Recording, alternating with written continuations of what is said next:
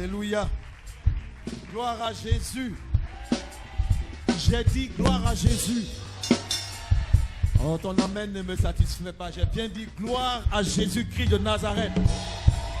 Si tu es un enfant de Dieu, si tu es une fille de Dieu, si tu es un prince de l'Éternel, une princesse du Dieu d'Israël, je veux que tu te tiennes debout et que tu acclames très fort le roi des rois, le Seigneur, le Dieu tout-puissant et très haut. Alléluia. Que Dieu vous bénisse. Est-ce que vous savez qu'il y a des gens, il y a un nouveau métier qui est apparu. Alors ces personnes-là, leur métier c'est faire des câlins. On les paye. Hein?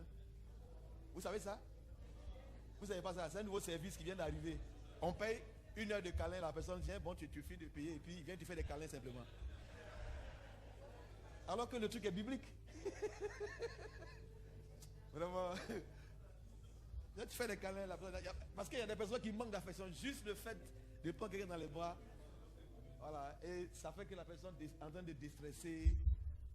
Quand il a vu ça, il dit, hey, vraiment, la vie d'un homme, c'est rien. Hein? Que le Seigneur vous bénisse.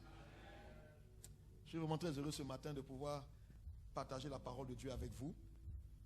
Nous allons continuer l'enseignement que nous avons commencé, parce que tout au long de ce que nous avons échangé, ce dont nous avons parlé, beaucoup plus de l'image de Christ en parlant d'amour. Alléluia. Et nous allons parler bientôt également, très très bientôt, bien commencer à basculer dans la dimension de la transformation.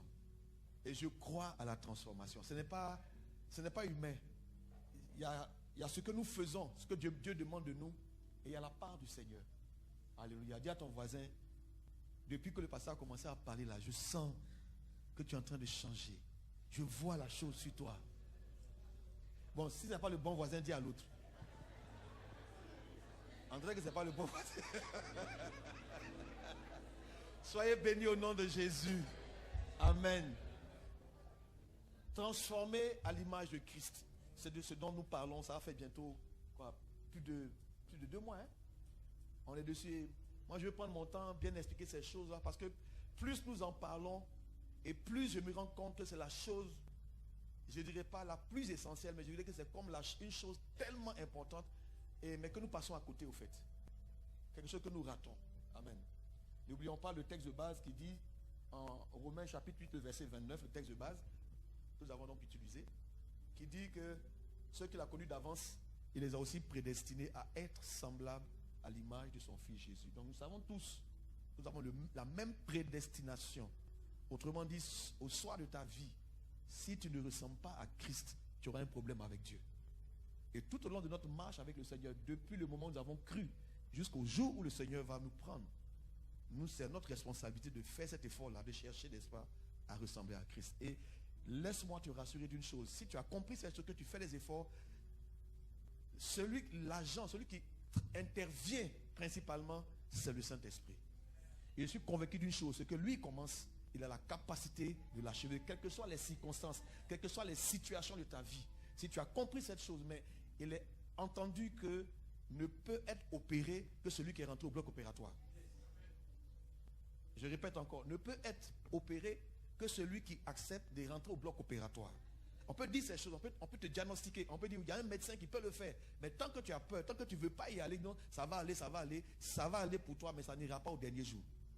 Parce que tu n'auras pas accepté d'aller rentrer, parce qu'il y a une phase où il y aura une anesthésie peut-être générale. Il y a un moment où tu dois t'abandonner entre les mains de ce chirurgien. Il y a un moment, ce moment est plus que dépassé, où tu dois t'abandonner totalement entre les mains du Saint-Esprit. Pour qu'il fasse son travail. Et quand tu arrives à ce stade-là, peu importe le nombre d'heures que ça va prendre, toutes les opérations ne se passent pas de la même manière. Nous ne sommes pas tous moulés de la même texture. Il prend le temps avec chacun et en fonction de ce qu'il veut faire avec toi, en fonction de ce que ta destinée est, alors ça va prendre plus de temps, moins de temps, mais ce qui est sûr, quand tu sortiras de ce bloc opératoire, quand tu sortiras de l'atelier de Dieu, tu seras devenu une personne extraordinairement ressemblante à Christ, agissant comme Christ. Quelqu'un qui dégage la bonne odeur de Christ, le parfum de Christ. Quelqu'un à qui on peut dire, quand je vois cette parole qui dit, si vous avez goûté que le Seigneur est bon. Il y a des personnes ici, quand on te côtoie, il y a un goût, une saveur qui doit sortir de toi, qui doit parler du ciel. C'est des choses dont tu ne parles pas.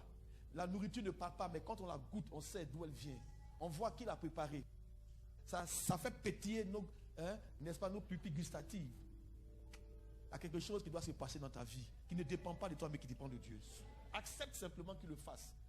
Et je veux dire merci à Dieu, parce que je sais que dans cette maison, il y a des personnes qui ont pris cette décision. Seigneur, je m'abandonne en tes mains. Fais de moi ce que tu veux que je sois. Et je veux déclarer sur ta vie ce matin que bientôt, la bonne odeur de Christ va émaner de toi. Bientôt, la saveur exceptionnelle de Christ sera en toi. Quand les gens vont te toucher, te côtoyer, t'entendre, être dans ta présence, ne serait-ce que 5 minutes, les gens comprendront que tu es d'une autre nature.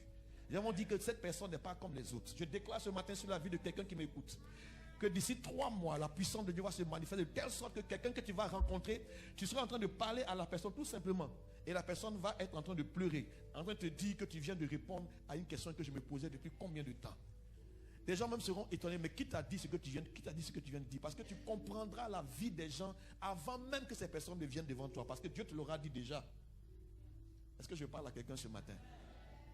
Dieu veut faire de toi une réponse. Il y a des choses que Dieu veut faire. Il veut le faire au travers de personnes qu'il va utiliser comme des instruments. Mais il faut que l'instrument soit bien aiguisé. Il faut que l'instrument réponde bien. C'est pourquoi ça prend le temps que ça doit prendre. Mais ne t'inquiète pas. Dis à ton voisin, laisse le Saint-Esprit faire le travail qu'il doit faire dans ta vie. Amen.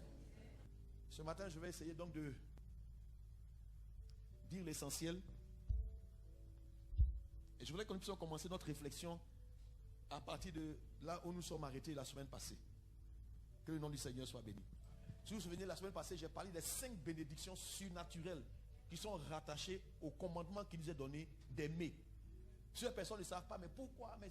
Mais il y a des bénédictions. On a parlé de n'est-ce pas, de cette aide surnaturelle, de cette vie surnaturelle, de cette union surnaturelle, de cet enseignement surnaturel que nous recevons, et surtout également d'une paix surnaturelle qui nous est donnée. Nous allons prendre maintenant nos Bibles. 1 Timothée chapitre 1, à partir du verset 5. C'est l'apôtre Paul qui écrit à Timothée, son fils dans la foi, et il lui dit ceci. Le but du commandement. Donc le commandement que le Seigneur nous donne a un but. Vous comprenez? Quand nous lisons dans Jean chapitre 13, le verset 34 et le verset 35, le Seigneur Jésus-Christ dit aux apôtres, il est à table avec eux, c'est le dernier repas qu'il va prendre avec eux. Il leur dit ceci, en Jean chapitre 13, le verset 34. Il dit, c'est ici mon commandement. Je vous donne un commandement nouveau. Aimez-vous les uns les autres comme je vous ai aimé. Vous aussi aimez-vous les uns les autres. À ceci, tous connaîtront que vous êtes mes disciples. Si vous avez de l'amour, amen. Jésus dit, c'est ici mon commandement. Je vous donne un commandement. Également en Jean chapitre 15. C'est dans la même soirée, j'étais à table, il partageait ce dernier repas, il a parlé beaucoup avec ses disciples, et Jean est celui qui a rapporté tout ce qu'ils ont dit, pratiquement sur 4 chapitres 13, le chapitre 14, le chapitre 15, le chapitre 16, il parle de tout ce qu'ils ont dit. Mais quand vous voyez dans les autres évangiles, les autres apôtres, ils ont relaté ça seulement sur un seul chapitre, souvent même en quelques versets. Et là, au chapitre 15, le verset 12, le Seigneur dit ceci, c'est ici mon commandement. C'est ici mon commandement, aimez-vous les uns les autres comme je vous ai aimé. Il parle de son commandement. Il a insisté au cours de cette soirée-là. Et dans le même chapitre, au verset 17, dans le même chapitre 15, au verset 17, il va dire là, encore, il reprend, ce que je vous commande, c'est de vous aimer les uns les autres. Alors je veux que tu regardes ton voisin, tu lui dis vraiment, de la part du Seigneur voisin, écoute-moi, tu sais, je t'aime de l'amour du Seigneur. Regarde l'autre voisin, il faut le dire, je t'aime de l'amour du Seigneur. Je te dois ça. C'est que la Bible dit, ne devez rien à personne si ce n'est de vous aimer les uns les autres. Donc, voisin, je te dois. Maintenant, alléluia, que le nom du Seigneur soit béni. Je vais faire passer cette image dans l'esprit de quelqu'un ce matin. Celui qui veut me suivre, celui qui veut venir après moi, qui se charge pas de ma croix, laisse la croix de Jésus. Elle a déjà accompli des œuvres. Lui, il est passé par la croix, mais toi, ta croix, porte-la et suis-moi. Et il dit que celui qui veut me suivre, qui porte sa croix chaque jour et qui me suit, et nous avons défini cette croix que nous devons porter, elle a 2 axes. Ça, c'est petite révision. L'axe vertical, c'est notre relation avec Dieu qui est au ciel. Amen. Et là, c'est le plus grand commandement. Quand on a posé la question à Jésus, quel est le plus grand commandement? Tu aimeras ton Dieu de toute ton âme, de toutes tes forces, de toute ta pensée, de tout ton cœur. Là, c'est vertical. Et donc, il y a un axe horizontal. Il dit, voici le deuxième qui lui est semblable. Tu aimeras ton prochain comme toi-même. Or, ton prochain est dans une perspective horizontale, sur le même plan que toi. Alors, en aimant ton prochain, tu réponds au deuxième commandement. Donc, quand tu as les deux ensemble, un axe vertical, donc la relation avec Dieu, l'amour pour Dieu, en obéissant à Dieu, et le commandement que Dieu nous donne, il dit, aime ton prochain. Donc, il te projette vers l'axe horizontal. C'est pourquoi il dit que celui qui veut me suivre, qui se charge de sa croix. Ta croix n'est pas un fardeau, un problème, un souci que tu dois endurer. Non, ta croix, c'est ta capacité à comprendre que tu dois aimer Dieu et aimer ton prochain. Alors il dit que celui qui se charge de sa croix, qui me suive, mais qui se charge de sa croix comment? Chaque jour. Chaque jour, quand tu sors de chez toi, tu aimes. Quand tu te couches, tu aimes. Quand tu travailles, tu aimes. Et Dieu est invisible. Ton amour pour Dieu, tu le traduis par l'amour que tu as pour ton prochain. Et la Bible dit que l'amour ne fait pas de mal.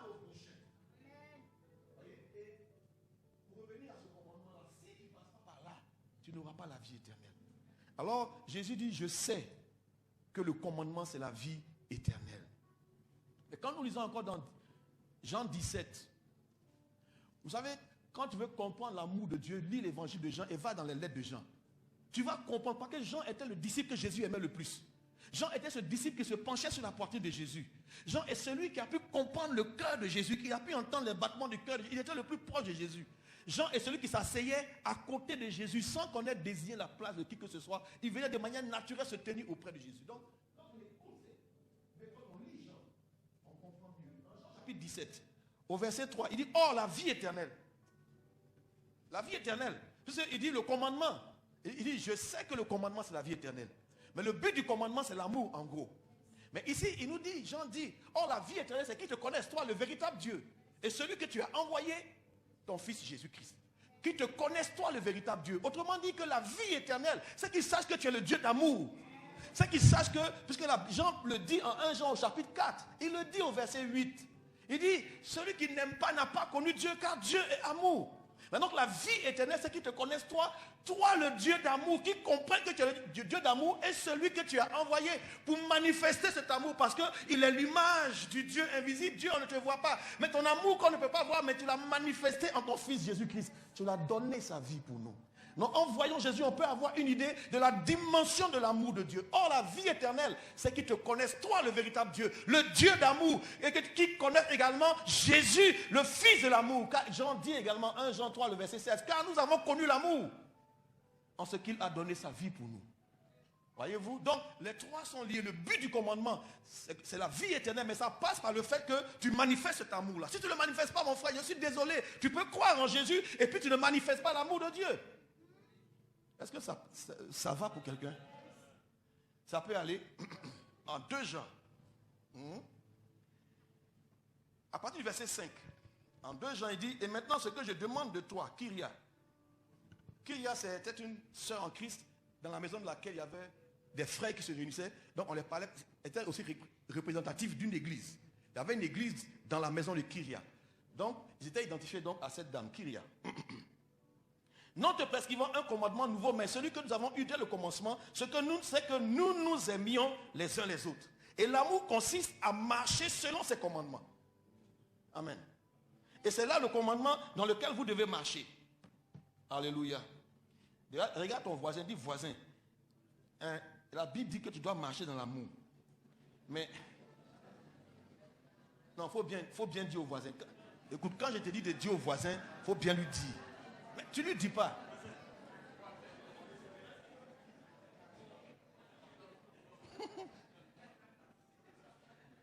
Donc, je relis. L'amour consiste à faire quoi? À marcher selon ses commandements. Voilà. C'est ça l'amour. Marcher selon les commandements du Seigneur. Et ce qui est remarquable, c'est que quand nous lisons encore dans d'autres versions, dans la version, bon, la semaine passée, on a eu un petit foufou ici, je ne l'ai pas vu. Et maintenant, voici ce que je te demande, chère dame. Aimons-nous les uns les autres. Ce n'est pas un commandement nouveau, ce que je t'écris, c'est celui que nous avons reçu dès le commencement. Verset 6. L'amour consiste à vivre selon les commandements de Dieu. Et le commandement que vous avez appris dès le commencement, c'est que vous viviez dans l'amour. Alléluia. C'est que nous devons marcher dans l'amour, vivre dans l'amour. C'est que toute ta vie, c'est quoi? Il n'y a pas autre chose. Ça, c'est un fait. Toute ta vie, tu dois vivre dans l'amour. Je reviendrai là-dessus tout à l'heure. Et ensuite, on nous dit ceci, car, et c'est là où il y a une mise en garde, plusieurs faux prophètes, plusieurs séducteurs, plusieurs menteurs sont venus dans le monde. Et ils ne confessent point Jésus-Christ. Ils ne parlent pas de ce Jésus qui est venu en tant qu'homme, qui est venu en chair. Mais eux, celui qui est tel, c'est le séducteur, c'est le menteur, c'est un ennemi de Jésus. Si quelqu'un vient qui ne parle pas de ce Jésus qui est venu en chair, autrement dit, ce Jésus qui est venu manifester l'amour de Dieu. S'il ne parle pas de ce Jésus qui manifeste cet amour de Dieu, alors celui-là, c'est un ennemi de Jésus. Alors il dit au verset 8, prenez garde à vous-même. Prenez garde, dit-il. Prenez donc garde à vous-même afin que vous ne perdiez pas le résultat de votre travail, mais que vous receviez pleinement votre récompense. Il dit, prenez garde afin que vous ne perdiez pas le fruit de votre travail, mais que vous receviez une pleine récompense. Et c'est le verset 9. Quiconque va plus loin, c'est ça, non? Que cette doctrine, donc la doctrine de Christ, quiconque va plus loin que cet enseignement que Jésus a donné. Autrement dit, il faut te limiter à ça. Enseigne ça seulement, ça suffit. Parle de ça seulement. Quiconque vient et puis a un autre enseignement, mais va plus loin que cet enseignement-là. La Bible dit que Dieu ne demeure pas. C'est ça, non? Christ, dans la doctrine de Christ, il n'a point Dieu. Mais celui qui demeure dans la doctrine de Christ, non seulement il a Dieu, mais aussi le Fils est en lui. Voyez-vous? Regardez le verset suivant. Il dit également au verset suivant, si quelqu'un vient à vous et n'apporte pas cette doctrine, je crois que c'est là où on s'est arrêté la semaine passée. Si quelqu'un vient et n'apporte pas cet enseignement, si quelqu'un vient et ne prêche pas sur l'amour de Dieu, si quelqu'un vient et ne vous prêche pas de cet amour-là comme étant un commandement de Jésus, si quelqu'un vient et ne prêche pas, peuple de Dieu, et ne vous avertit pas en ce qui concerne l'amour de Dieu, la doctrine de Jésus, l'enseignement de Jésus, sur ce fait-là, si quelqu'un vient et ne vous apporte pas cet enseignement, autrement dit la doctrine de Christ qui est l'amour, Jésus a dit, je vous donne un seul commandement, il n'a pas donné deux. Et quand nous lisons après Paul dit aux Galates et aux Romains, je crois que c'est dans Romains chapitre 8, ne devez rien à personne si ce n'est de vous aimer les uns les autres. Mais après, il dit tous les commandements qu'il peut avoir encore dans la loi. Il dit au verset suivant se trouve résumé dans une seule parole.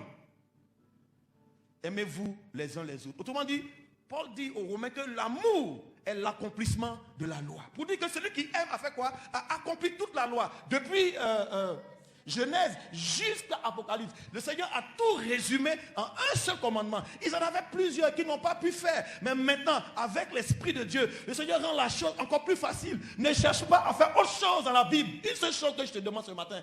Aime ton prochain, ça suffit. C'est l'amour qui est la vie éternelle. Le but du commandement, c'est un amour qui vient d'un cœur pur, d'une bonne conscience et d'une foi sincère. Et le commandement, c'est quoi? C'est la vie éternelle. Or, la vie éternelle, c'est quoi? C'est qu'ils te connaissent toi. Comment? Le Dieu d'amour. Et ton Fils que tu as envoyé qui a manifesté cet amour-là. Voici le résumé de la vie chrétienne. Si tu as ça comme fondement dans ta vie, toutes les autres choses découlent. Parce que tout l'édifice repose sur un fondement. Gloire soit rendue à Dieu. C'est pourquoi la Bible dit en Luc chapitre 6 et en Matthieu chapitre 7, je vais vous montrer à qui est semblable celui qui entend la parole de Dieu et qui la met en pratique. Il est semblable à un homme qui était en train de bâtir sa maison et était tellement prudent. Qu'est-ce qu'il a fait? La Bible dit qu'il a creusé. Et il a creusé profondément dans Luc chapitre, à partir du verset, je crois, 43 ou 45. Il dit, il a creusé profondément jusqu'à ce qu'il touche le rocher, jusqu'à ce qu'il touche l'amour de Dieu, pour poser ses fondements dans l'amour de Dieu. Et laisser maintenant sa vie être édifiée sur l'amour. Autrement dit, tout l'édifice repose sur ce commandement-là. Un homme baptisant sa maison qui a creusé profondément. Je vous dis que creuser profondément, mettre la parole de Dieu en pratique, ça demande des efforts. Mais il a résumé tout ça dans un seul commandement. Pourquoi c'est aussi difficile que ça d'obéir à Dieu totalement, pleinement? Pourquoi est-ce si difficile d'aimer son prochain? Je me pose la question. Pourquoi ce message n'est pas prêché dans toutes les églises, tous les dimanches, jusqu'à ce que Jésus revienne? Il y a quel problème avec? J'ai compris où était le problème. Le problème de l'amour, c'est un problème d'argent. La prédication sur l'amour, ça ne produit pas l'argent. Depuis, je parle là, qui a dit qu'il faut offrande? Personne. Hein?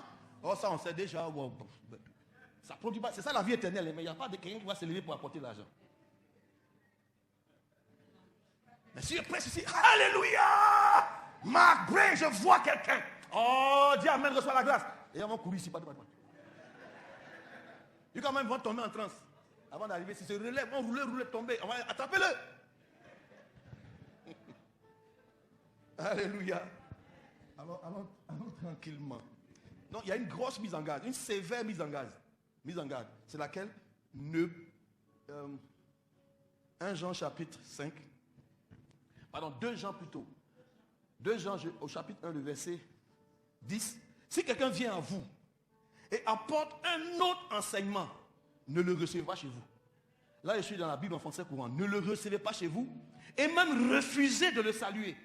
Car celui qui le salue devient complice de ses mauvaises actions.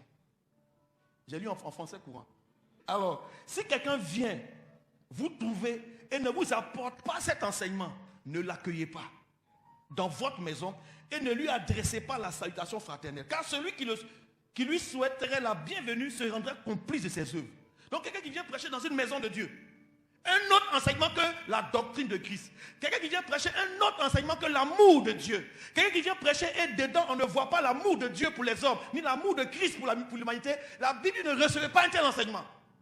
Ne le saluez même pas. Une telle personne, un tel prédicateur. Et malheureusement, quand on regarde, tous ceux qui prêchent disent tout, sauf cette doctrine de Christ. Ça fait que les chrétiens sont devenus faibles. Et n'ont pas compris l'essentiel. Et n'ont pas compris ce que nous sommes. Hein? Ça va? Ok, je vais encore te dire autre chose. Nous ne devons pas produire. Pourquoi? On ne doit pas produire autre chose que des raisins. Dis à ton voisin, tu ne dois pas produire autre chose que les raisins. Dis à ton voisin, tu ne dois pas produire autre chose que des raisins. Pourquoi je le dis? Je vais m'arrêter maintenant dans Jean chapitre 15. Dans Jean chapitre 15, on a lu, qu'est-ce que Jésus dit? Je suis quoi? Je suis le vrai cep. Autrement dit, je suis la vraie vigne. Je suis le vrai plant de vigne. Et vous, vous êtes les sarments. Autrement dit, vous êtes les branches. Vous êtes les rameaux. Alléluia. Et mon Père est le vigneron. Dans cette image de Christ, tu comprends qu'il dit que tu es un rameau. Tu es une branche, tu es un sarment. C'est la même chose. Hein? J'ai pris dans différentes versions. Branche, rameau, sarment, c'est la même chose. Nous sommes rattachés à Christ parce que tu as cru en Jésus, tu l'as accepté. Tu es rattaché à lui. Il est la vigne, il est le pied de cep, il est le plant de vigne. Alléluia, dis Amen. Touche ton voisin, tu es un beau rameau. Ou bien, bon, tu es une belle branche, c'est une soeur. Mais pourquoi tu lui dis pas? Je te dis de dire et puis tu laisses calme. Dis-lui. Parce qu'en le disant, tu prophétises sur sa vie. En le disant, tu prophétises sur sa vie. Peut-être qu'il ne sait même pas qui il est. Maintenant, écoutez-moi. Je vais vous poser aussi 2 ou 3 questions. C'est bon? Donc, où est-ce que le fruit pousse? D'accord. Mais quand on l'a lu, je vous ai déjà expliqué que c'est avec le fruit de la vigne qu'on fait quoi? Qu'on fait le vin. Il faut rattacher ce vin-là, cette image-là, au dernier repas. Ils étaient en train de manger. Quand il leur parlait comme ça, ils étaient encore de manger à table. Et puis c'est là il leur a dit, prenez cette coupe. Il a rendu grâce, prenez cette coupe. Il dit, cette coupe, c'est laquelle? C'est la nouvelle alliance dans mon sang. Oh, il parlait du fruit de la vigne comme étant son sang. Il donne l'image. Donc le fruit de la vigne, c'est son sang. Oh, où est-ce que son sang a coulé?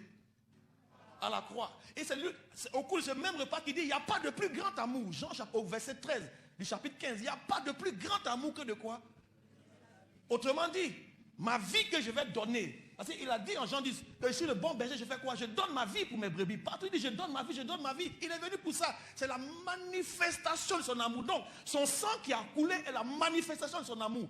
Quand tu dis le précieux sang de Jésus a effacé mes péchés, tu sais de quoi tu parles? Tu es en train de dire que l'amour de Dieu a été tel que par son amour, il a accepté de verser son sang pour moi, alors mes péchés sont effacés. Si tes péchés sont effacés, c'est à cause de l'amour de Dieu et à cause de l'amour de Jésus pour toi.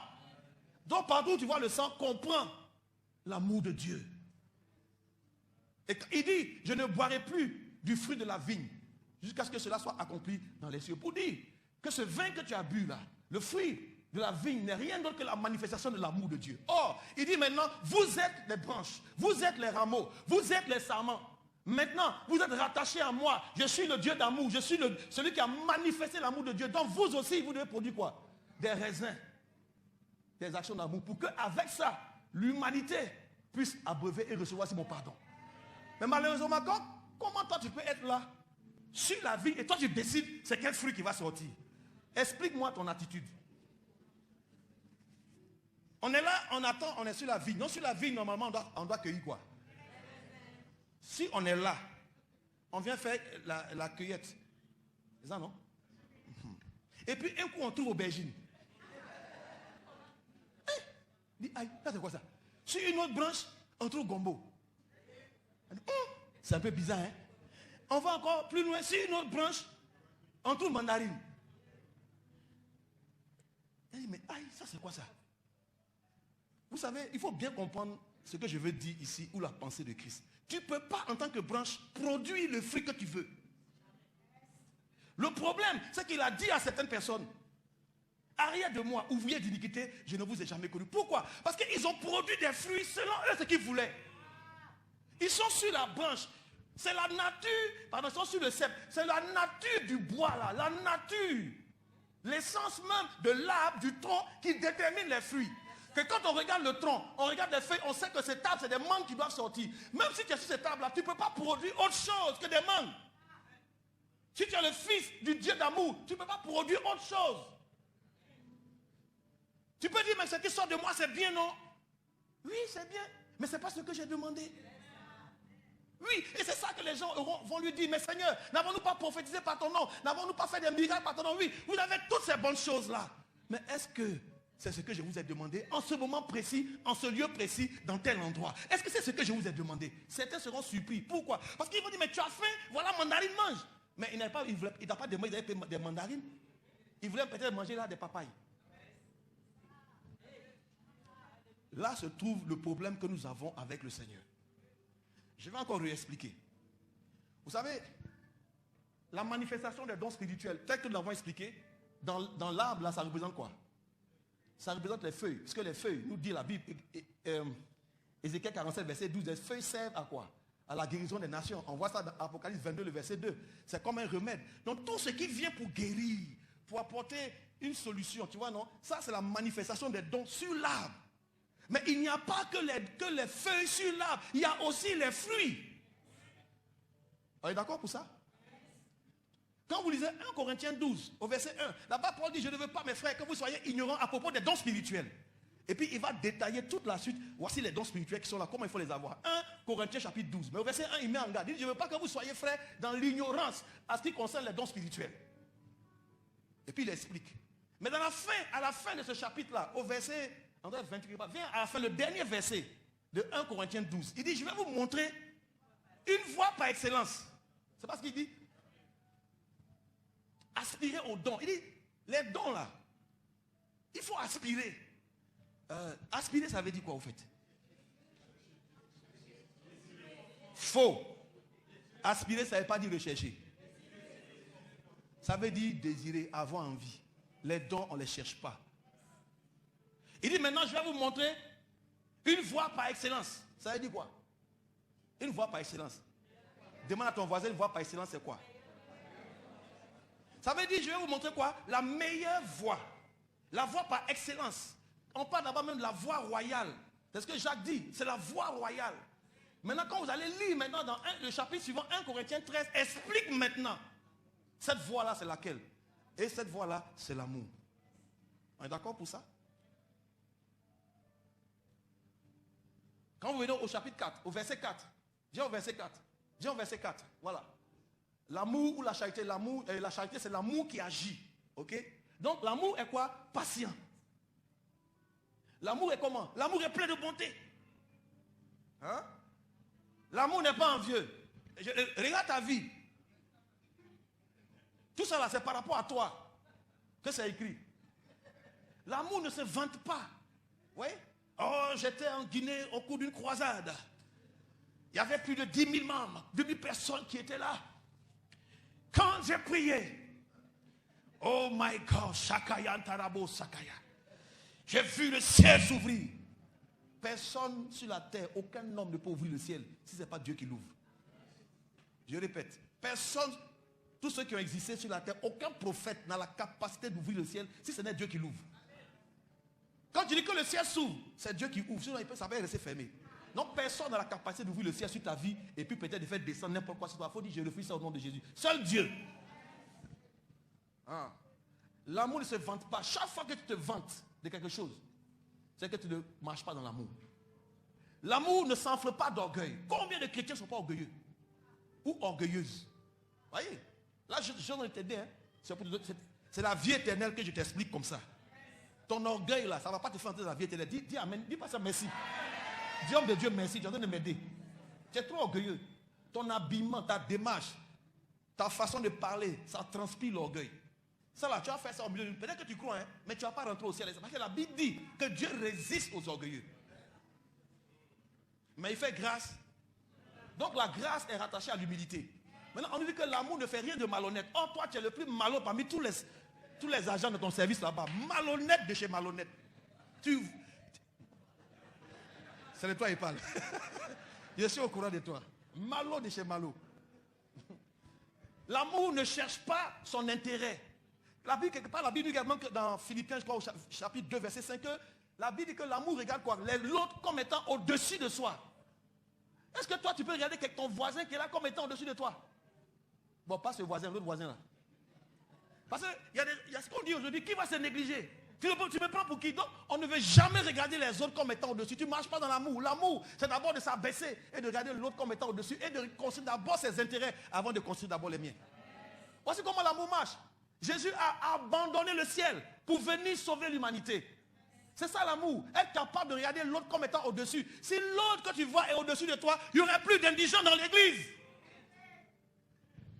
Bon, question. On dit, la première église, elle vivait comment? Ce n'est pas l'onction qui a fait les gens ont voulu vivre. On dit que Dieu a ajouté là. Les gens étaient là, ils les regardaient vivre. Ils vivaient comment? On lui dit que celui-ci qui avait quelque chose, il vendait son bien.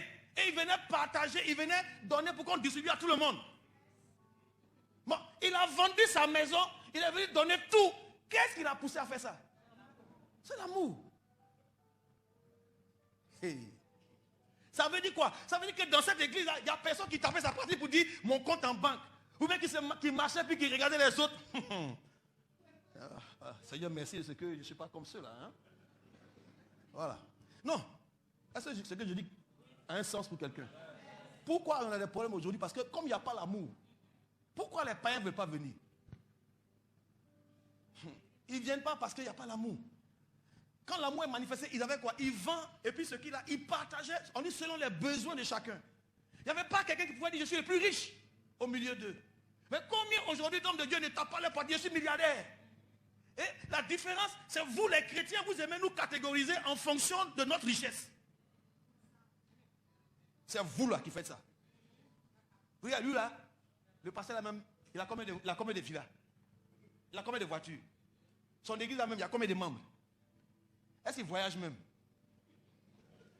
Ouais, pasteur, il est déjà parti où? Nous, notre pasteur, il vient de rentrer des États-Unis. Il est allé au Canada. Et après, il est allé jusqu'en Italie. Votre pasteur est allé où? Il n'est même pas arrivé à couper ici. Là. Il ne peut pas partir là-bas. Pardonnez votre église là.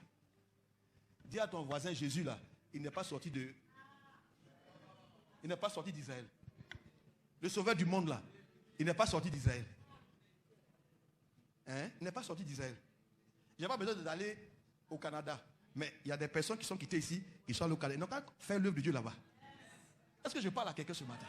C'est parce qu'ils avaient une manière de vivre. Regardez, si on dit, on n'a qu'à déposer tout, pasteur, arrête de prêcher. Bon, chacun n'a qu'à déclarer ses biens. C'est ce qu'ils ont fait. Hein? Chacun a déclaré ses biens. Moi, j'ai ça. Il y a un là, avec sa femme. Ils sont allés vendre eux-mêmes leur propre terrain. Ils ont vendu ils ont fini, non? C'est pour eux. Ils ont gardé une partie pour eux, ils ont donné le reste. Vous savez ce qui lui est arrivé? Non, vous ne savez pas. Il est arrivé quoi? Il dit, mais pourquoi Satan a rempli ton cœur? Ça veut dire que quand la chose est pour toi, là, Satan est en train de remplir ton cœur. Tu n'as rien compris encore. L'église, l'amour, ça dit que chacun a déclaré ses biens. Il dit, voici ce que j'ai, voici ce que j'ai, voici ce que j'ai. Bon, envoyez tout ici. Et puis tout le monde envoie tout. Et puis on partage. Il n'y a plus de pauvres. Un coup comme ça. Et ça fait que les gens à l'extérieur, quand ils voient ça, ils disent, mais moi aussi je vais venir ici. Hein. On dit, Dieu a ajouté chaque jour. Ils venaient à cause de ça. Mais vous pensez que quoi? Ici, la fois dit, pasteur, même simple cotisation, on ne peut pas. On dit, bon, on va envoyer les gens. C'est compliqué. On dit, bon, pas à cause de moi, mais on va envoyer des gens en mission. C'est compliqué. Ah, pasteur, ça chauffe sur nous. Les gens qui ont fait ça là, eux là, ça ne chauffait pas sur eux. Je répète, eux qui ont fait ça là, ça ne chauffait pas sur eux. Pardon, demande à ton voisin, ça ne chauffait pas sur eux. Ça mentait sur eux. Mais l'amour qu'ils avaient pour Dieu, l'amour qu'ils ont vu, quand on leur a dit, aime ton prochain, ils ont commencé à manifester l'amour pour leur prochain. Quand ils ont vu les autres autour d'eux, tout de suite, le gars, il vend sa maison. Aujourd'hui, c'est comme quelqu'un qui allait vendre sa télé. Il a vendu son frigidaire. Et puis il vient donner l'argent. Comment il a pu faire ça? Ce n'est pas par la puissance du Saint-Esprit. C'est l'amour de Dieu dans son cœur. C'est pourquoi je dis qu'on est loin du compte. Il y a des choses qu'on n'a pas envie de vous dire pour ne pas vous bouleverser. On est loin du compte. Et en plus, on n'exige rien ici. Pour dire non, c'est pour moi, c'est pour comme c'est non, rien. Ok. Ah bon? Oui, il est déjà parti là-bas. Ils vendaient tout ce qu'ils avaient. Et ils rapportaient ça où ça? Au pied des disciples. Et c'est les apôtres qui faisaient la distribution. On donnait à chacun. Maintenant, ils ont tellement aimé leur système. Ils ont voulu maintenant rester ici. Ils ont oublié qu'on leur a dit allez. Tellement ils étaient contents d'être ensemble. C'est là le Seigneur a envoyé la persécution. Et puis ils ont été dispersés. L'évangile est arrivé aux extrémités de la terre. Mais quand c'est arrivé là-bas aussi, on doit aussi manifester un tel amour. On parle de certains chrétiens de Macédoine. Ils étaient tellement pauvres. Mais chaque fois qu'il y avait un besoin, ils se dépouillaient de tout pour participer. Et leur exemple était cité. Ils le faisaient comment? Par amour. C'est de cet amour-là dont il est question. Vous voyez? À cette époque-là, quand on parlait de l'amour, les gens donnaient, on n'avait pas besoin de pomper les gens. Il faut donner, tu vas rentrer au ciel. Il faut donner, tu vas te marier. Envoyez-moi 7 paniers. Ce panier pour tous ceux qui n'ont pas de travail. Ce matin, je vais prier de manière exceptionnelle. Je vais prier. Rikataya. Tu viens faire une offrande dans ce panier, tu vas avoir du travail. Envoyez-moi un autre panier. Pour tous ceux qui veulent se marier. Ah, vous voulez qu'on vous brigande? Ou bien, ok, je vais acheter des balais. Tellement les pasteurs cherchent comment ils vont brigander. Du coup, il y a un là. Tellement il est mauvais. Il y a des feuilles qu'on appelle nyongon. Dans une veille, à l'intérieur du pays, feuilles de nyongon. À la veille, il a dit aux chrétiens, allez cueillir les feuilles. Ils ont envoyé, il a prié en langue sur les feuilles de nyongon. Il ne sait pas c'est quoi, ces feuilles, on dit on peut pousser. Et puis, il a vendu aux chrétiens 500. Et puis, ils ont payé. Action prophétique. Il a prié. Rentrant à la maison. En rentrant, ne parle à personne sur la route. En rentrant, ne parle à personne. Parce qu'il ne faut pas que tu sois distrait sur la grâce que tu reçois. Arrivé à la maison, cette feuille, il faut écraser. Tu mets ton prix de joie et tu te puges. Avant 6 h du matin, rentrez vite. Ce jour-là, il a vendu les feuilles de Nyongon, il a eu plus de 800 000. Tout près de nous ici, quelqu'un a vendu balai. Balai. On prend balai pour balayer. Il allait payer balai. C'est combien au marché? 250, 300. Il a vendu les balais là, 5000 balais. Tu vas balayer les démons du célibat à 2 h du matin. Tel autre balai. Le même balai, il a vendu à 10 000. Ça, c'est balai pour la promotion, pour tous ceux qui travaillent. Tu vas balayer les démons de retard, les esprits de torture, de machin. Il est sorti 4 millions. Mais quand on va prêcher l'amour, vous êtes assis là-bas, personne ne donne. Donc, un prédicateur, quand il regarde ça, il va prêcher quoi à votre avis? La seule chose, la différence, c'est une question de quoi? D'argent. Question d'argent. Il y en a d'autres. Vous savez, quand on parle de ces feuilles-là, ces feuilles qui servent de quoi? De guérison, non? De remède. Feuilles-là, si on a écrasé, et puis on met dans tes yeux, toi qui es aveugle là, tu vois. Ça, c'est un don de guérison. L'autre là, tu prends, tu mets sur ta peau, la lèvre disparaît. Ulcère disparaît. L'autre là, on dit tu prends, tu fais tisane. Tu es fatigué, la fatigue générale, tout, tu retrouves le tonus. Vous savez ce qui se passe dans certaines assemblées? Tout de suite, ça devient un bon business. Dis, ouh, my God, est-ce que, mais non, je vois, on peut, non. Et des gens créent des systèmes autour des dons spirituels. Une organisation, et ça devient la chose essentielle. On oublie le fruit qui est l'amour. Pourquoi on met les dons? Parce que c'est ce qui attire. Les gens viennent et ils vont faire offrande. Il y a toutes sortes de systèmes qui sont mis en place. Il y en a même les feuilles là, on a écrasé, on a séché. On a fait poudre. Regarde ça là. Si tu souffles comme ça, l'atmosphère change. On a trouvé toutes sortes de choses. On a parlé de tout sauf de l'amour. Et il y a beaucoup de dons spirituels aujourd'hui aux églises. Et la Bible dit, quand vous lisez Matthieu 7, ils sont manifestés de tels dons. Et le Seigneur leur a dit, il dit, ce n'est pas tous ceux qui disent Seigneur, Seigneur qui entreront tout dans le royaume des cieux. Mais c'est celui-là seul qui fait quoi? La volonté de mon Père. C'est l'amour qui fait que je peux faire la volonté de Dieu. Parce que je l'aime et je lui obéis. Et parce que j'ai porté ma croix pour le suivre. Il dit que là où je suis, là aussi sera mon serviteur. Que celui qui me sert, qui me suive, où sont ces serviteurs de Dieu qui peuvent suivre le Seigneur en portant leur croix. Ça veut dire qu'ils sont capables de produire des fruits d'amour chaque jour dans leur vie. Manifester cet amour chaque jour.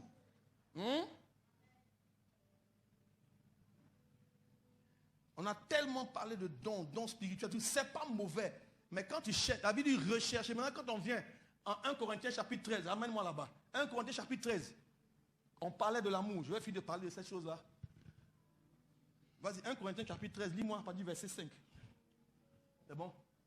L'amour ne fait rien de malhonnête, l'amour ne cherche pas sur le terrain, l'amour ne s'irrite point, l'amour ne soupçonne pas le mal. L'amour ne se réjouit pas de l'injustice. Chaque fois que tu te réjouis quand quelque chose qui est injuste qui se produit, tu ne marches pas dans l'amour. Mais l'amour se réjouit de la vérité. L'amour rime, l'amour marche avec la vérité. Ok? L'amour excuse tout. Tout. On t'a fait quoi? Demande à ton voisin, on t'a fait quoi? Pardonne quoi? L'amour excuse tout. Ton mari t'a fait quoi? Pardonne. Ta femme t'a fait quoi? Pardonne. Ton fils t'a fait quoi? Pardonne. L'amour excuse tout. Et on dit maintenant l'amour croit tout. Ça veut dire que tu sais qu'il ment. Tu sais qu'elle ment. Mais la Bible dit que l'amour croit tout. Non? D'accord, je te crois. Mais tu as dit c'est faux, c'est faux, c'est faux. Et puis ça devient débat, ça devient palabre. Et puis maintenant on ne se parle plus. L'amour n'est pas là. Et puis tu as dit non, mais ce qu'il dit est faux. Non, il ment trop. Non, il ne ment pas trop. C'est toi qui ne pardonnes pas trop. La Bible va plus loin pour nous dire que l'amour, quand elle est là, l'amour couvre. Quoi? L'amour couvre quoi? On dit une multitude de péchés. Quand l'amour est là, tu peux supporter le péché de quelqu'un. Par motif de conscience envers Dieu, pour lui donner l'opportunité de changer. Tu lui dis c'est pas grave, mais tu acceptes ça parce que tu veux qu'il change. Mais si tout de suite tu es sur son dos, c'est là, si tu n'arrêtes pas ça, tu ne rentres plus dans ma maison. Tu ne manges plus à ma table. Et puis le voilà, il s'est long cheveux là-bas. Je ne coupe pas mes cheveux aussi. On fait quoi? On charge notre enfant? Il faut venir, c'est pas grave, rentre tes cheveux, c'est pas grave. Un jour viendra. Mais je peux supporter. Je peux supporter. L'amour supporte tout. L'amour croit tout. L'amour excuse tout. Et puis l'amour espère. Parce que je supporte et j'espère qu'il y aura un changement. Et je vous assure que l'amour, là, manifesté de cette manière, apporte le changement. Ce que tu espères, tu le reçois. Pourquoi? Parce que c'est à cause de Dieu que je supporte ça. Et bien des personnes ont changé. J'ai supporté des choses difficiles. Des années après, des mois plus tard, des gens viennent me demander pardon. Mais comment, pasteur, tu fais pour supporter ça? Je le supporte dans l'espoir qu'il va changer. Qu'elle va changer. C'est en cela que Paul dit que ce qui manque aux souffrances de Christ, je l'achève dans mon corps. Je m'achève dans ma chair pour son corps qui est l'Église. Quels sont ceux qui sont capables aujourd'hui de porter encore les stigmates de Christ en acceptant de souffrir? Et l'amour, quand tu supportes l'autre, tu es en train de souffrir comme ça. Il dit encore au verset loin, va plus loin. On nous dit ceci encore, l'amour ne périt jamais. L'amour ne périt jamais. En opposition, on nous dit les dons prendront fin, les parler en langue cesseront. Ça veut dire, pardon, les prophéties et les parler en langue, les paroles de connaissance disparaîtront. Ça veut dire que tous les dons spirituels là, de 1 Corinthiens 12, tout va s'arrêter un jour. Mais l'amour ne va jamais s'arrêter. J'ai déjà parlé de ça ici, non? Arrivé au ciel là, tu vas donner paroles de connaissance à qui? Tout le monde est parfait là-bas.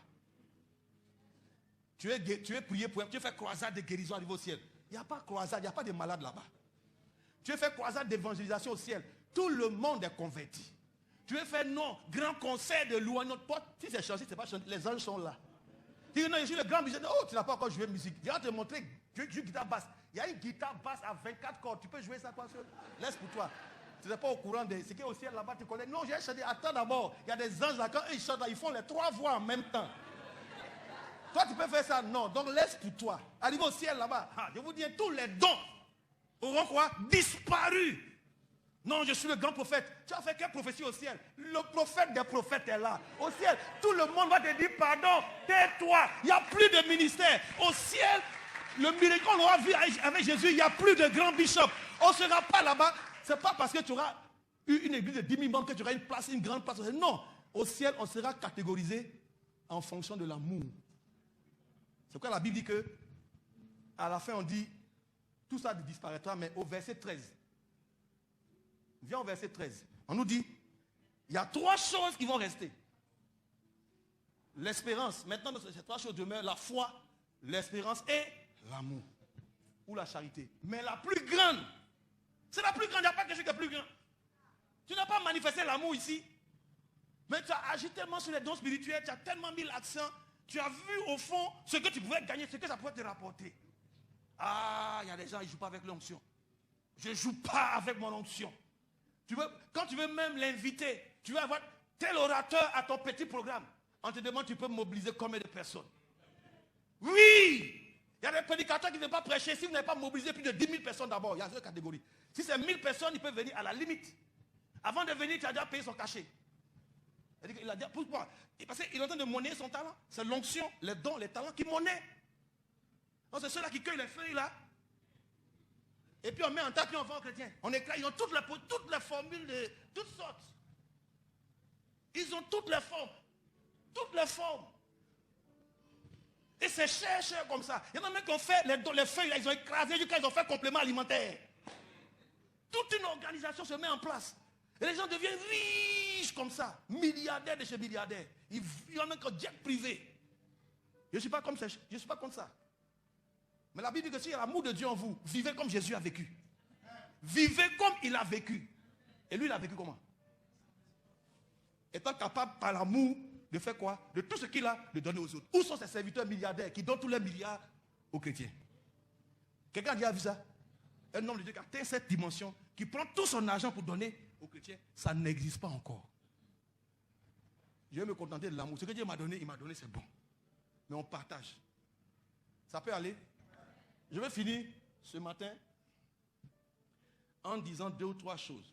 Donc, dis à ton voisin pardon. Ne produis pas autre chose. Il faut lui dire pardon.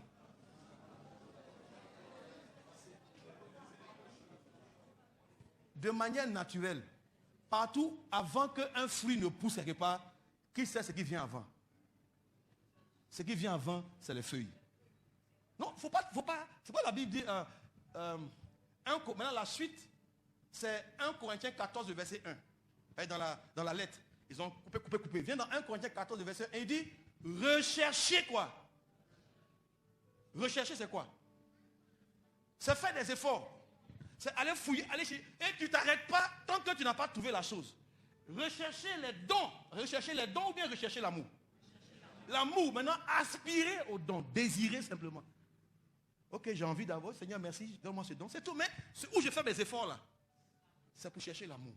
Combien de personnes peuvent jeûner 3 jours secs pour avoir l'amour de Dieu? Mais combien sont prêts à jeûner 10 jours secs pour avoir l'onction, pour la veiller? On t'a invité au programme, tu dois aller prêcher. Le 18 décembre.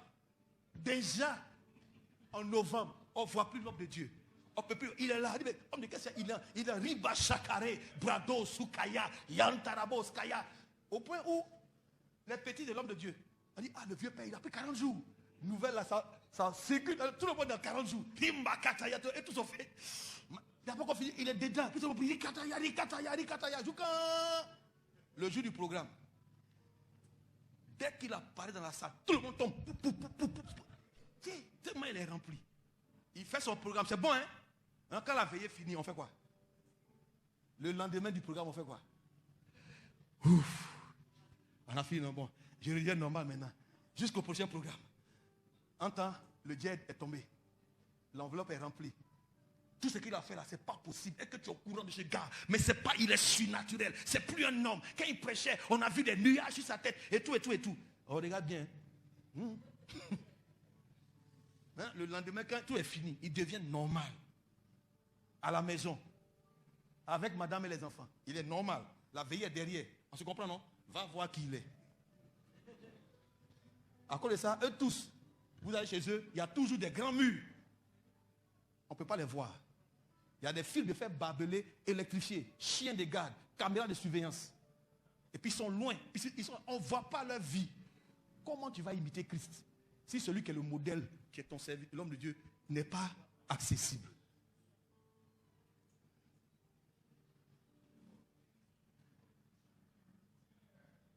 Pourquoi? La seule chose qu'on veut montrer à l'extérieur, c'est quoi? C'est les feuilles. Mais Jésus a été attiré par les feuilles. Un jour, il avait faim. Vous savez ça dans Marc chapitre 11. Il est venu, il a vu les feuilles. Il est venu, il avait faim. Qu'est-ce qui s'est passé? Il a regardé, il n'y avait pas de fruits. Souvent, on cache.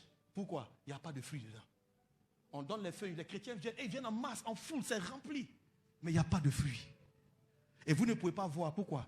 Parce qu'on a caché ça. On est retiré. On a fini par admettre que c'est normal. Non, c'est l'homme. Il doit se reposer. Non. Et donc, il y en a même certains, pour aller les rencontrer, il faut prendre. Dès que tu viens, non, il est bouqué. C'est pour ça qu'il est bouqué. C'est même pas bouclé, mais on dit il est bouqué, c'est bouc. Bon, lui, il a son. Ah, il est sur-bouqué. Il y en a qui voulaient aller rencontrer un homme de Dieu. On dit reviens. C'est comme si on est en 2023.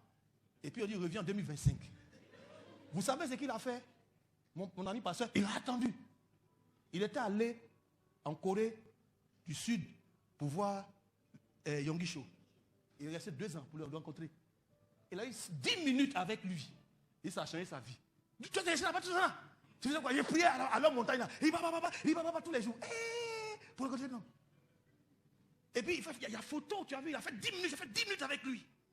Et puis il y a les photos, témoignages. Il m'a imposé les mains. Bon, moi-même là, j'ai allé faire ça là. Dieu est partout.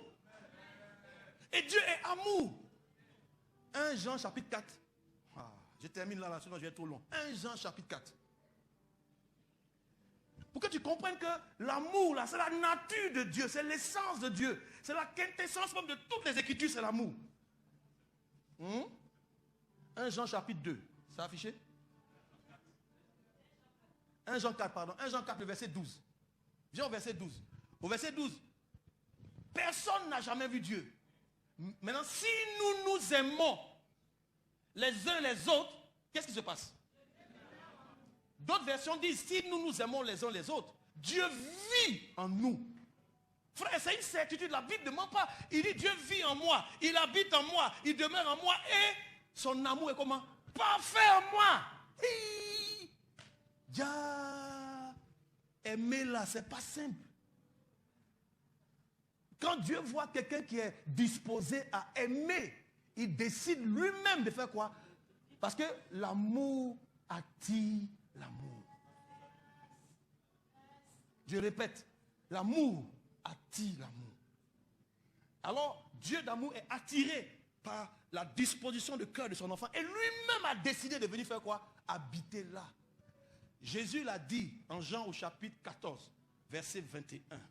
Il dit, celui qui m'aime, c'est celui qui garde mes commandements. Mon Père l'aimera, je l'aimerai aussi et je me ferai connaître à lui. Au verset 23, il dit, celui qui m'aime, c'est celui qui garde mes commandements. Autrement dit, celui qui m'aime, c'est celui qui obéit à mes commandements. Mon Père et moi, nous l'aimerons. Nous viendrons à lui et nous ferons quoi? Nous ferons notre demeure en lui. Nous habiterons en lui. C'est une promesse de Jésus et Jésus ne ment pas. Frère, regarde-moi. Regarde-moi, regarde-moi. Dis à ton voisin, regardons l'homme de Dieu. Ok. Jésus a dit à Philippe, Jean 14, Philippe lui a demandé, montre-nous le Père et cela nous suffit. Il a dit quoi? Philippe, il y a si longtemps que je suis avec vous et cependant tu ne m'as pas connu. Mais Philippe, celui qui m'a vu a vu le Père. Or ce Père, il est comment? Dieu est invisible. Mais ici, 1 Jean 4 nous dit que personne n'a jamais vu Dieu. Mais si nous nous aimons les uns les autres, qu'est-ce qui se passe? Dieu vient habiter en nous. Donc, quand tu vois le frère, quand tu vois la soeur, qui est-ce que tu devrais voir? S'il marche vraiment dans l'amour, Alors, le seul moyen, ta meilleure évangélisation, tu penses que c'est un mégaphone au dehors, donnez vos vies à Jésus, et puis personne t'écoute là? Toi seul, et puis tu es content d'aller évangéliser. Tu vois 3 femmes au bord de la route. Les voitures passent, personne s'arrête. Répentez-vous, Jésus revient bientôt. Voyez, voyez. Quel gaspillage d'énergie et de temps. Il y a mieux à faire. Tu es vendeuse au marché, non? Des femmes qui vendent avec toi savent que toi là, si on a touché ta table, là, on est mort ici, on connaît ton palabre. Ce que dit là, c'est faux.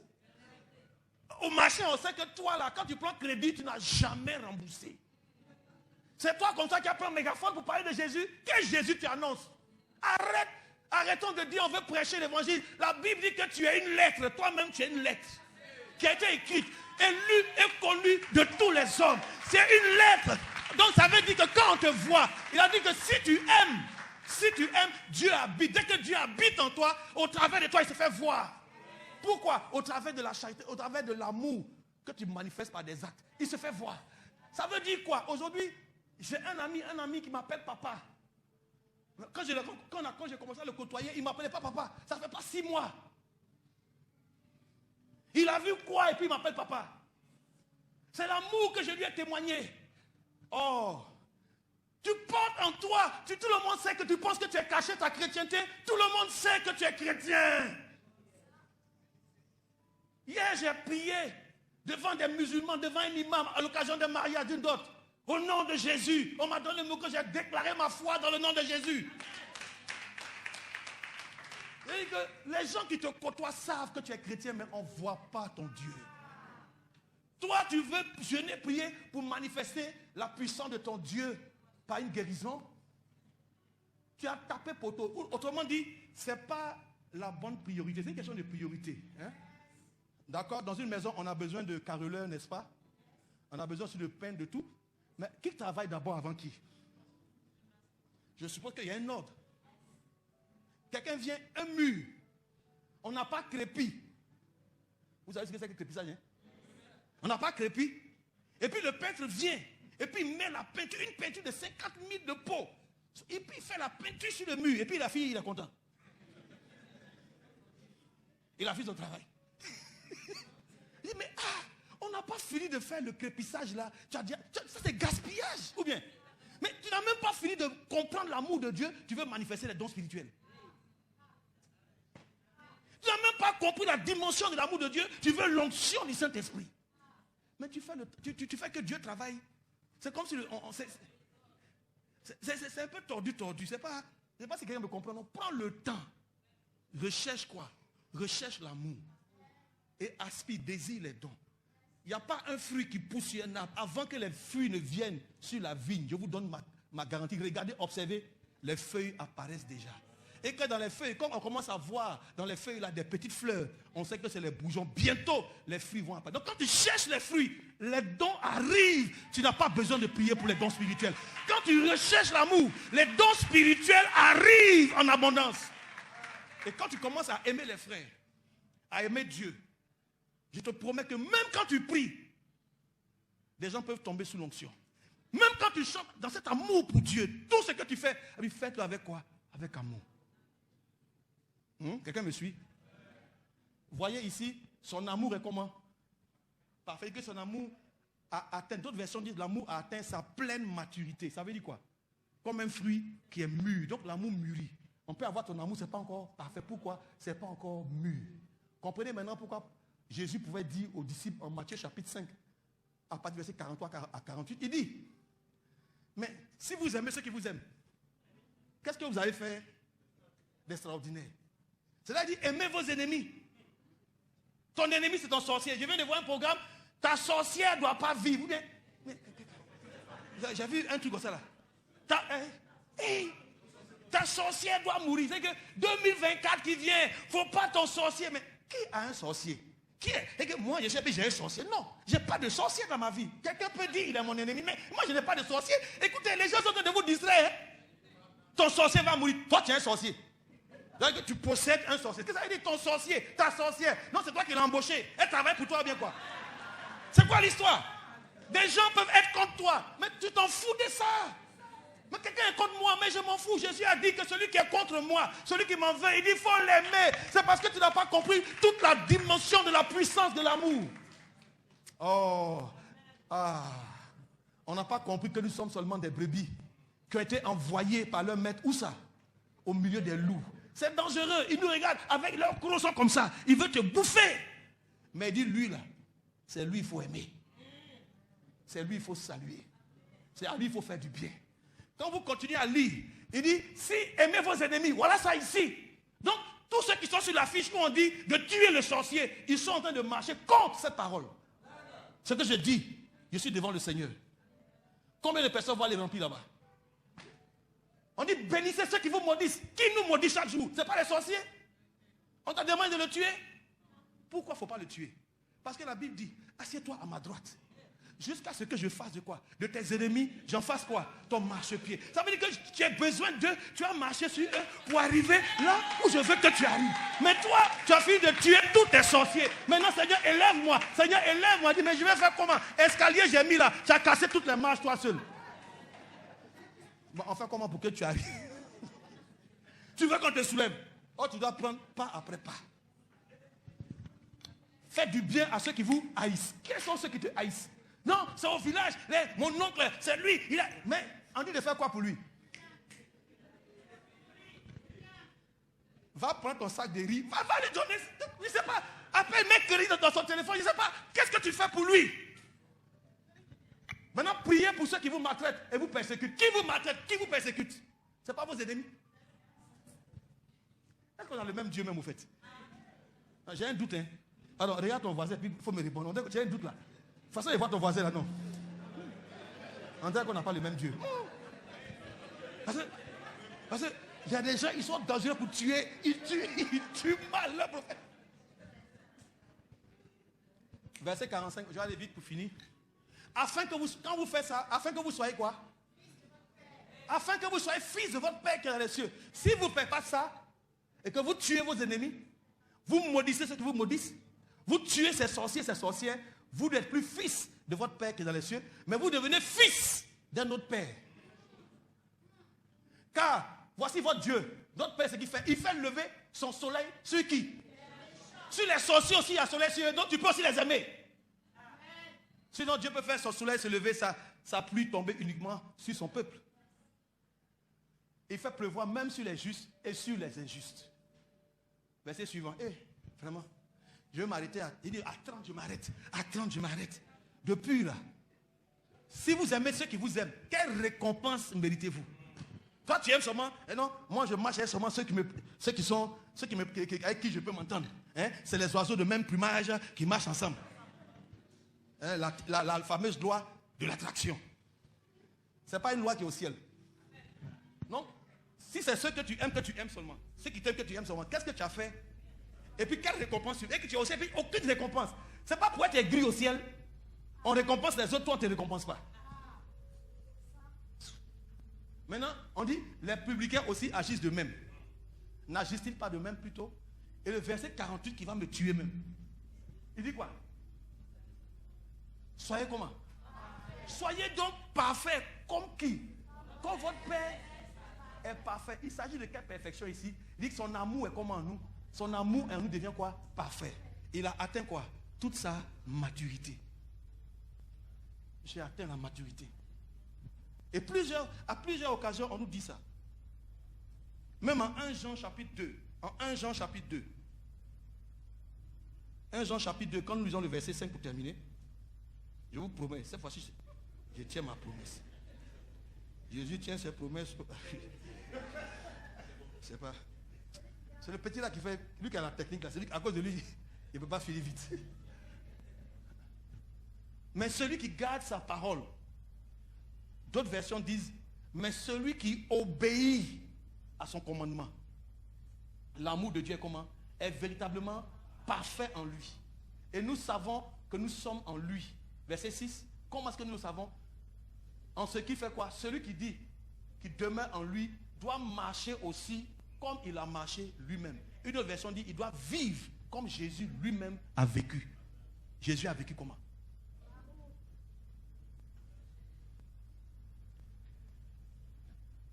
que c'est ma dernière intervention de parler de l'amour de cette manière. Après mes autres interventions, à partir de vendredi, on va parler de la transformation en elle-même.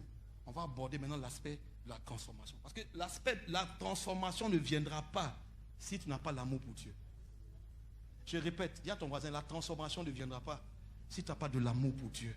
Et surtout, répète, et surtout, de l'amour pour ton prochain.